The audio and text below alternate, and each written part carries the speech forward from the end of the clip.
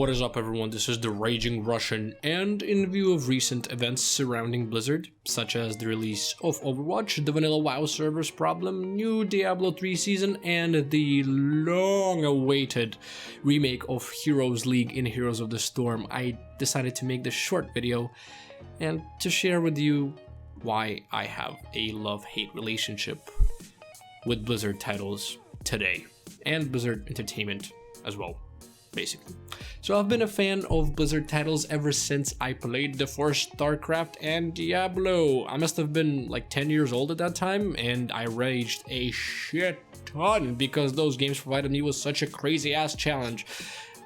Granted, I was very little and I couldn't really play those games, but I still enjoyed the gameplay. And when Diablo 2 came out, it hit me harder than puberty on a summer evening. I both hated and loved that game for various reasons, one of which being the story was so simple it made my 10-year-old brain hurt, but the gameplay just reinforced the game so much I kept playing it and playing it. Now, I enjoyed those early titles over the more advanced titles that existed at that time. Why? Because they were simply really good, and Blizzard cared about what we said, and the multiplayer was really nice in StarCraft, even though I sucked dick at it. And I still do. Still suck a lot in StarCraft multiplayer. Don't even try to play me, because I won't play with you, because it's gonna be madness. I'll die a lot. Now, I don't want to necessarily say that the games that are released today by Blizzard have lost their single player enjoyment aspect that the games back in the day had. Although speaking from personal experience, it is hard for me to enjoy the new Blizzard titles alone, maybe because I'm lonely as fuck, or maybe because the mechanics are not exactly on point sometimes. Such seems to be the case with the current WoW. Now, I'm not going to bash on WoW too much, because I believe I have no right to bash on it too much. I've only played one expansion, which is Wrath of Lich King so far, and I recently tried to get into Draenor, but we'll talk about it in a little bit. And Wrath of Lich King is considered to be the best one so far, or so I hear, or that's, I mean, from personal experience, I can say that after trying to get into Warlords of Draenor recently, I wasn't as engulfed by the game as I was during the LK expansion. And to bounce off of that, you guys have probably heard enough from other YouTubers already regarding WoW and its problems, which weirdly enough seem to center around two major ones, which are loss of individualism and loss of community.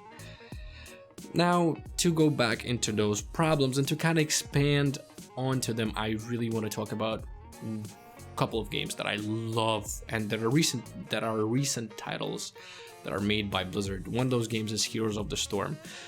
Now, I've spent a long time playing League of Legends. I have, I think, 1,000 hours, probably 1,000 hours on point in Dota 2, and I still enjoy them less than I enjoy Heroes of the Storm. It's quick, it's fun, and the heroes are the ones from my favorite titles. I enjoy the lore and I enjoy playing them, and every time I see a new hero come out, I run into the game and get blisters on my fingers from playing daily quests to get enough monies to use those heroes and play new maps properly.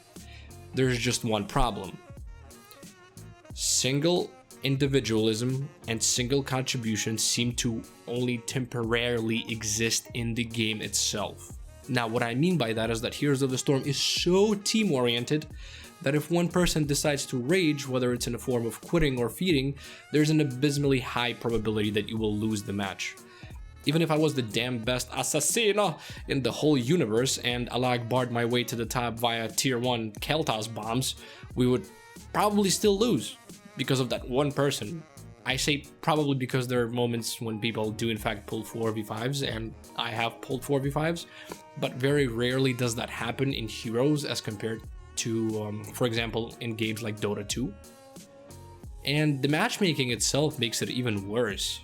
But Blizzard have been promising to fix it, so we shall see how things will go in the next ranking system.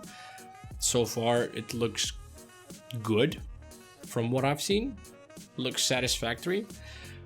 But as for now, my butthole blazes brighter than the sun when I get matched with someone 4 or 5 ranks lower than me, and we end up having to explain to that person how this or that character works in a span of a minute when we need to be talking about strategy and picking heroes in Hero League. That's what it's about, not trying to explain the hero in the last couple of seconds. This takes substantial enjoyment from the game and makes me want to quit playing it every time, but I just can't abandon my favorite heroes when they need me to guide them towards sweet damn victory, especially when there are no goddamn supports amongst those heroes. Yes, I'm looking at you, Overwatch. Don't turn away. You know what your problem is. Face it. Correct it. Now, if a shit ton can be used as a unit of measurement, it could more or less hint at how many times I had to leave a match because none of our teammates wanted to play a certain role. For example, we would be attacking, right? We would be in an attacking map, and people would just pick Symmetra. Now, she's an amazing champion, or hero, or whatever you want to call it. Don't get me wrong.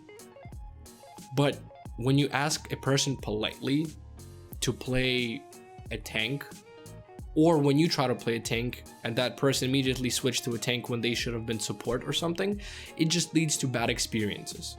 Bad experiences such as people fighting over roles, not picking any supports or tanks, as you probably heard from my example before, or just getting matched with low-level people that didn't know how to play. Again, going back to the matchmaking problem of Heroes of the Storm. It often led me to have a quick loss and sort of led me to believe that Overwatch is better enjoyed with friends due to high level cooperation, which is much needed in my opinion in order to win at higher ranks playing versus higher players. Now here comes another problem though, the $40 price tag. Most of my friends could just buy Counter-Strike for $10 when it's on Steam sale if they want to play a multiplayer shooter. Now, I'm very picky and I'm a Blizzard fanboy. You know, I made it rain when Overwatch went up in the pre-order section of Battle.net. But I do see how people who are not fans of Blizzard may react to a multiplayer-only game that is $40. Is there enough content for an average person to justify the price tag? That is up for a debate, I guess, for you guys, because again, I would buy whatever Blizzard tries to shove down my throat so far because again, fanboy. But the only game that I find that is worth the money that I have purchased from Blizzard for, you know, for an average gamer who hasn't played any Blizzard titles up to this day is Diablo 3. Because the mechanics are fairly simple and the single player aspect is still there. The ladders are still there for single people who try to, you know, climb their ladders singularly, or if that's a word, I don't know. But even that game seems to receive less of a developer support these days, even in the new season. I think that's due to Blizzard focusing their power into Overwatch, but I desperately need a new class in Diablo, so get the hell on it fast, please, guys. Please just make your games better, please. Now to wrap this short discussion, I really want to say that I probably will continue playing Blizzard games until my fingers are no longer there. And even if my fingers are no longer there, I would probably figure out a way to play those games using my eyelashes or something like that. Now, I do want to incorporate more of my friends into Blizzard games, but the way that things are now and the publicity that Blizzard have been getting recently, such as ignoring their player base and not listening to people sometimes, you know, the majority of Blizzard not listening to their fan base, it doesn't look like I'd be able to drag a bunch of my friends over to the Blizzard side anytime soon. And I really want to, you know, I really do. I think those Blizzard games are to be enjoyed with a lot of people and with a lot of friends, and I wish they listened to us. I wish they listened to the community more. And again, you know, just play, please Blizzard, please pay attention to us, please. Now, thank you guys, thank you everyone for listening and watching this short video. This has been the Raging Russian. Please like, comment, share, and subscribe, and remember to always have a good damn time.